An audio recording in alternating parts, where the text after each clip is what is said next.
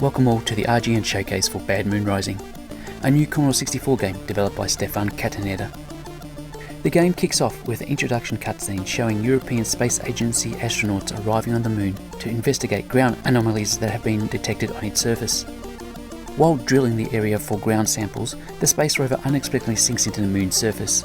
Reporting back to Mission Command about his predicament, astronaut David Settler soon realizes that he has actually fallen into a concrete bunker, which he assumes was left by the German army after the Second World War.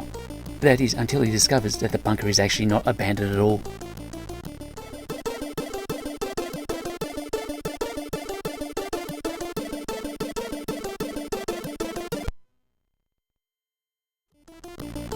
Bad Moon Rising is a multi-level loader game with each stage loaded up separately.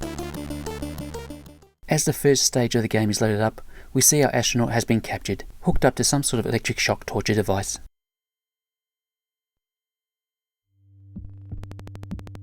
This stage is used to determine how many lives you will have to play with for the rest of the game, and requires the players to frantically waggle the joystick side to side in order to counteract the effects of the electric shock.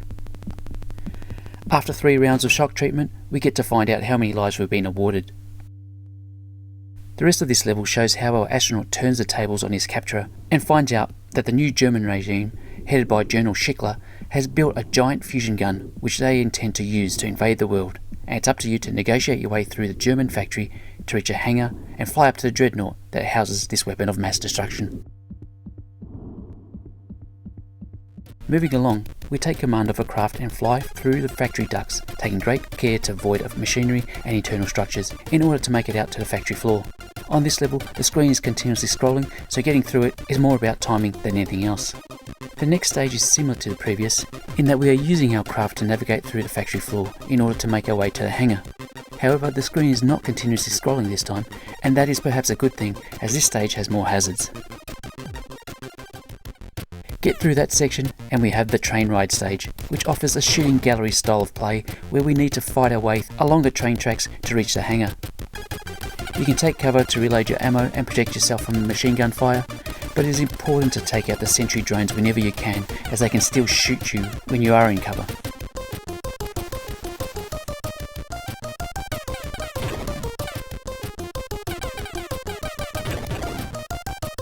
When we get to the hangar, we take charge of a prototype aircraft that is notoriously difficult to control. But we don't have time to practice, damn it. We have a world to save.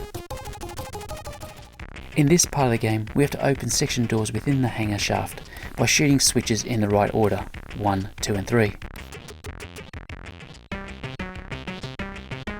Once things get moving, we need to be real quick in positioning our craft in the right spot in order to successfully open up the 10 section doors, otherwise things won't end well for us. This one is probably the trickiest stage of the whole game.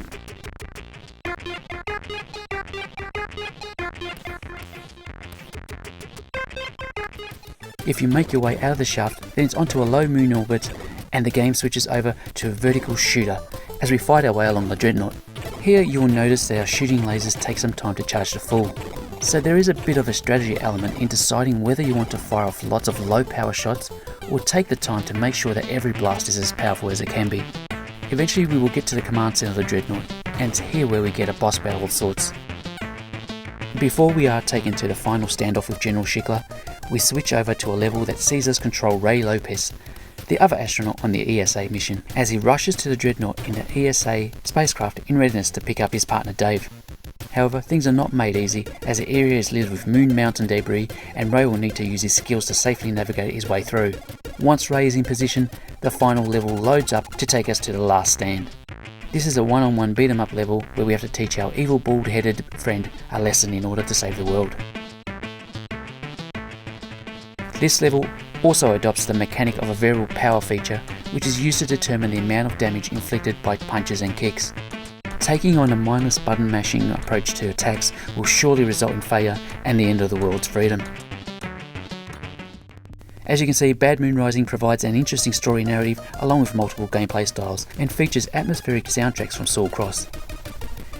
The game is compatible with the C64 Mini and Standard along with the SD2IEC devices.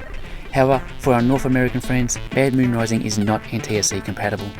The game will be on offer through Cytronic Software as a physical disc or digital download from April 19, 2021. I hope you enjoyed the game showcase for Bad Moon Rising. We'd love to hear what you think of what you've seen here via the comments section. Until next time, bye for now.